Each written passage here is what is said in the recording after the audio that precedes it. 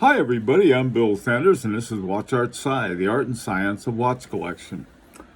Today what I want to do is to take a look at the what are called the nominated watches. They used to be called pre-selected, and of all of the entries they took 6 out of each category for what they call the nominated, and from these one from each group will be chosen to win an award, a Grand Prix d'Horlogerie award of one type or another. So let's take a look at these. I'm going to give you what I think would be, but it's really hard with some of these categories because there are a lot of really good watches. Well, the first one I like is the Dior Montreuils. The little bow on the front, and it's hard to see underneath it, but that's a rotor. And so the rotor's on the front with a little diamond bow. For a lady's watch, I think that's both interesting, innovative, and I think it's got a pretty good shot at winning. Now, the ladies' Complication, this gets a little dicier. There are 4 tourbillons: the Bulgari, the Gerandier, Jacob and Company, and the Piaget. But the Van Cleef and Arpels is musical, and I think, and it's very unique. It has at the top of the watch, there's a little strip that is where you have the time, a little retrograde. Very interesting watch. I think that one has the best shot at it. Now, this next group, the men's, is definitely the most difficult. The Bethune, Laurent Ferrier, and Vuitton Roman Gautier, all of those are, certainly worthy of winning. The one I'd like to see win is the Petermann Bidat. This is the deadbeat seconds, and I really like it. And I think, well, maybe this is for younger guys. Now, if someone says take a choice of any one of these, I'd probably grab the Vuitton, but I don't know. This is really a hard category because so many incredible watches in this group. The men's Complication is another one that is, nearly impossible to foretell. All of them, all of them are great. I really like the Bethune and the Hermes. Those two I happen to like a lot. But I think if I had a choice of any watch, and one I think has got a real good shot, is that Handmade One by Gribble and Forcé. That one I really like on just about every level. This next group, I'm not choosing any of it. I think it's a bogus group, iconic. What does that mean? I don't know. I think that I like the Seiko and the Jard Perregaux, but that's different between, I don't know, it just doesn't make a lot of sense. It's sort of like when you run out of ideas, you put it in the iconic. That's me.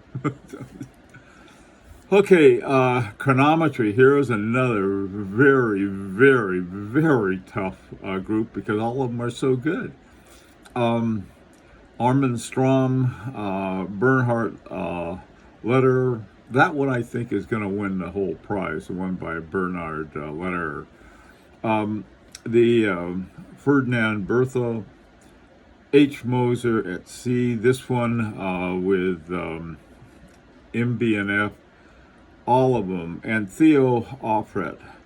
These watches are all so good. Now, I chose the Brevet Naudot because I like the simplicity of it, and I like some other things. This is a young guy. This guy, very young, French watchmaker.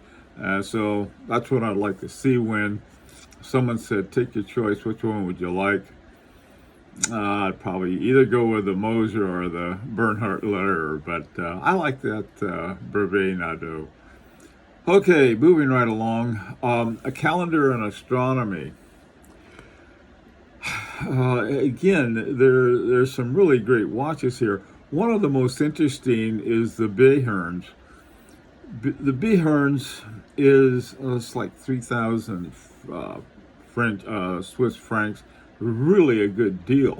I'll put it that way. But I don't think it has quite the what you really need. I think of all of these, the Parmigiani with the Hergé Perpetual Calendar is that to me is extremely innovative. Has a very good shot at it. But I think this time around it may go to the Vacheron Constantin Overseas Perpetual Calendar ultra thin. So you got two things going there. You have ultra thin and you have a perpetual calendar. I don't know. This is another tough one. And of course, I like Sarpaneva, but I don't think they're going to win this one. Now, the mechanical exception, this is another tough one. With a lot of watches I really like. I think the Armand Strom is going to get this one. It has a resonance and a minute repeater. I don't know of any other watch like that. The Beauvais 1822. It's an interesting watch. The MB&F, of course, is always interesting. The Legacy Machine. Piaget, that is this extremely thin watch that I think it won something before, and then the Resonance. All of these are, I think, really interesting. But I think Armand Strom has got the best shot here for winning, and it's a watch I like too. Now, this next group is the Chronograph, and to me, the H. Moser Streamliner is by far, not only does it have a revolutionary movement that has been upgraded and worked on by Agenor, but it's got this really interesting case and integrated bracelet. Beautiful, beautiful watch, the Streamliner. The only other one I see, well, I really don't see a lot of, to tell you the truth, I don't see a lot of competition from the other ones relative to this one, but there are a lot of good watches here. The Atelier de Chronometry, I think, is a wonderful watch. The Parmigiani Fleurier, another great one. These other ones are, they're okay, but I just don't see them anywhere near the level of the Streamliner. Okay, now this category here, really not sure about the divers. I like the Ulysse Nardin, but not too sure. Probably, I get a feeling that the one that may win this category is a Reservoir.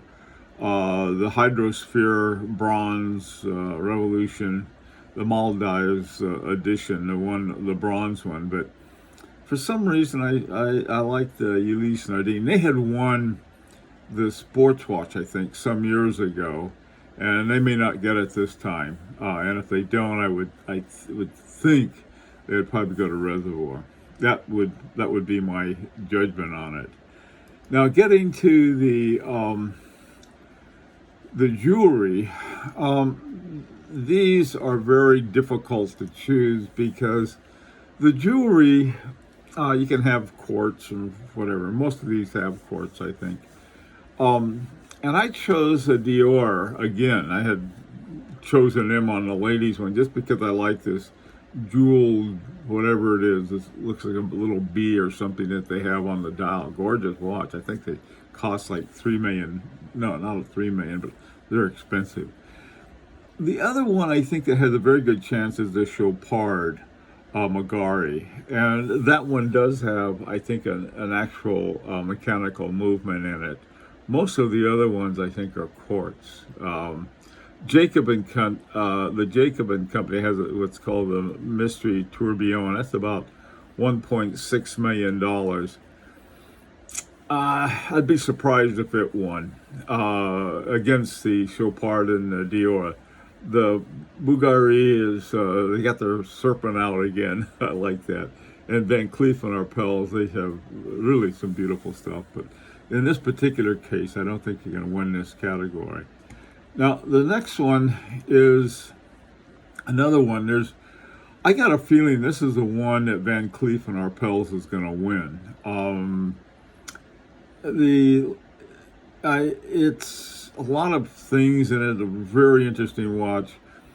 The one that if someone said you can have any one of these watches, I like the Anderson Genève, the Jumping Hours 40th anniversary edition. I love that watch, but I don't think it's going to win. I like the Beauvais too, 1822. That's another one that might have a good shot. And the Dior and the Hermes, those I think are interesting, but I think the Van Cleef and Arpels is going to take it. Possibly the Beauvais. Okay, now this next one is the Petite Egg. This is a tough one. And it's tough because Harboring 2 does so well on this, and deservedly so. But I think the Trilobe is going to win this one.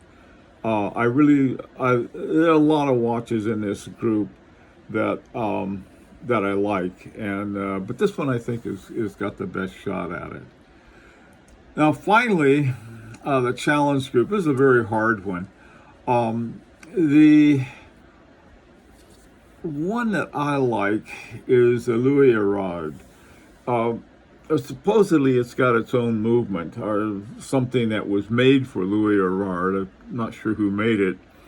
And Elaine Silberstein. It's a regulator. It's interesting. It's innovative. I don't know. Maybe that'll put the kibosh on it, but I like it. I like it a lot. Tudor Black Bay has won so many of these little challenges, and for a good reason. I mean, here they got a manufactured movement from Tudor and so forth, and they keep running it by here. The other one, the Behrens Rotary up in the upper left corner, is another one that might have a shot. The others, I don't think so. The Breitling is a quartz watch. I don't know why they even have it in the competition, and have no idea why it made the finalist, but it did. Well, that's what I think, and so let's hear what you think would be some good. There are a lot of watches that I'd really like to have. I think that Louis Erard is probably one of the few I can afford. I do like it though. Anyway, so let's hear what you think. And as always, this is an invitation to subscribe if you like. And until next time, this is Bill Sanders for Watch Art Side of the Art and Science of Watch Collection.